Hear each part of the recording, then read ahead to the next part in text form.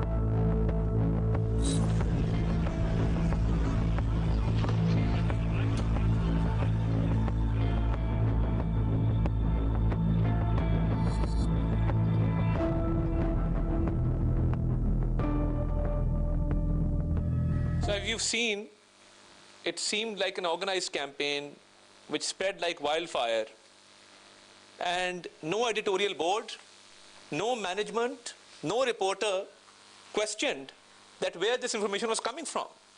And one of the news outlets actually said the duo are from Lahore, Pakistan, without any documentation. Now, how is it possible that when you give a news with regard to a terrorism incident, and you claim that the attackers are from a certain country or are of a certain origin, and you have no evidence whatsoever to substantiate your claim?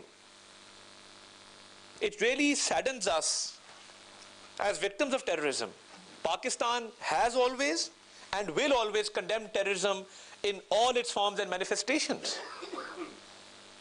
But we did not instantly react, because a responsible state acts like a responsible state by actually verifying information.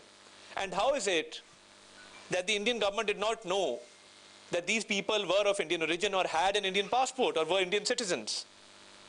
Every country has a national database through which facial recognition feature, it can be easily identified to which country a certain individual belongs to. There are retinal scans, there are fingerprints, there's facial recognition. There's so much technology in the world now that any database would have revealed where they were from. But unfortunately, there was a vicious campaign to instantly say that one of the attackers, the father, was a Pakistani national, just because he had a name which is common in certain parts of the world. That is not enough. Having a name is not sufficient evidence to pin the blame on Pakistan. And you know, I appreciate how the Australian authorities have conducting themselves very, very professionally throughout the investigation, despite this vicious campaign which was run all over the international media. They did not cast any aspersions in this regard, and they actually waited for this information to be verified. And now it is clear that the attacker was from India, he migrated from India, had an Indian passport, traveled on that passport, the Indian embassy in Sydney issued that passport. Now, my question is, and I think I have this right to question, that who's going to cover the damage that was caused to Pakistan through these fake posts and false information? How do we go back to the position before the Bondi Beach, Sydney attack? Should we initiate legal proceedings? Should we request for an apology? Or will it just be part of history as a campaign based on absolutely fake and false information to malign Pakistan? And we've seen acts of terrorism elsewhere in the world. The murder and assassination of Harjeet Singh Najjar in Canada is one example. We've seen transnational assassinations taking place. We've seen this incident. And we know that India supports terrorism in Pakistan. Time and time again, the DG ISPR, myself, we've placed evidence before you that the terrorism incidents taking place in Balochistan, the incident of terrorism taking place in Khyber Pakhtunkhwa, they have Indian funding, Indian backing. And there is irrefutable evidence to prove that. In addition to that, whenever the Afghan soil is used for attacks within Pakistan, somewhere there's an Indian link. And the Afghanistan government, which is cozying up to India these days, what is the main reason behind that? Do they have any bilateral trade? Do they have other areas of mutual cooperation of great potential which they want to realize? But there is irrefutable evidence of Indian terrorism taking place in Pakistan. And they've not only funded terrorists in Pakistan, they've been behind the planning of terrorist attacks in Balochistan and in Khyber Pakhtunkhwa. Now, a country which has been suffering from terrorism since more than a decade, we've laid down lives. Our soldiers, our jawans, our officers, our children, our professionals, our security personnel, our police. Every segment of society has played its part in countering terrorism. And we continue to fight this fight because we believe that we will be able to eradicate terrorism. And after so many sacrifices, to have this campaign run against Pakistan is really unfortunate. And a country from where this campaign originated, and most of the Indian outlets who aired this news without verification, they had no right to do this. Because their country is supporting terrorism and we are fighting terrorism. That's the difference between India and Pakistan. They've been behind most incidents of terrorism. And we've presented evidence time and time again. So I just wanted to highlight this vicious campaign against Pakistan in which certain media outlets tried to malign Pakistan without verifying the information. And now that we have credible information, irrefutable evidence, coming in the form of a press release from the Indian police, coming in the form of the Indian passport being issued, coming in the form of the Philippine authorities confirming that this individual, the attacker, traveled to Philippines on an Indian passport. Now, how do you vindicate Pakistan in this? How do you say that we're sorry and this shouldn't have happened? But we're very sensitive on this issue because we've laid down more than 90,000 lives in this war against terrorism. And every other day, we continue to combat these terrorists. The Islamabad court premises case, the district court case, the handlers were arrested. I held a detailed press briefing on that, establishing an Afghan link and telling you how that attack was carried out. So where Pakistan stands for peace, Pakistan will always promote peace, and Pakistan will always condemn incidents of terrorism, but it is the responsibility of the media to act responsibly and pin the blame where it lies and verify the information and then disseminate it to the world at large through social media platforms, through television screens. And I think when I mention Hardeep Singh Najjar, when I mention these transnational assassinations taking place around the globe, that just shows you the true face of the Indian state.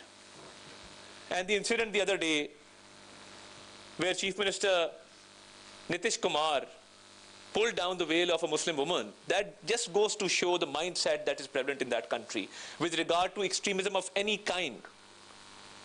So their society is absolutely disoriented. They don't have any narrative to sell to the world. They don't have any story to tell to the world. And all you can find within India is extremism of every kind being promoted. Because you have a government which believes in extremism, which believes in suppressing the minorities and their rights, and promoting terrorism and promoting extremism. That's it from my side, ladies and gentlemen, and I'll be open to taking questions to this particular topic, relevant to this topic. Yes, please. Either of you. So you were speaking about disinformation. Oh, sorry.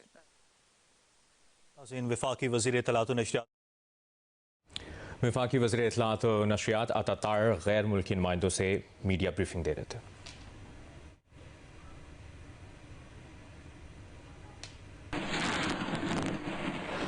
आप जियो news के साथ रहिए।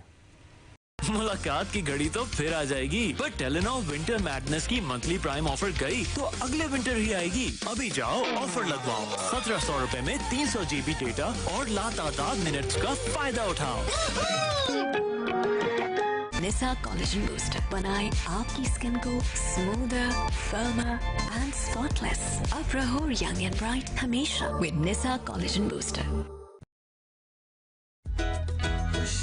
दिन Nestle milk pack cream के साथ extra special dish, Pakistan's #1 branded dairy cream. Where the day begins with ease, Faisal Sanitary brings smarter design into everyday living. Every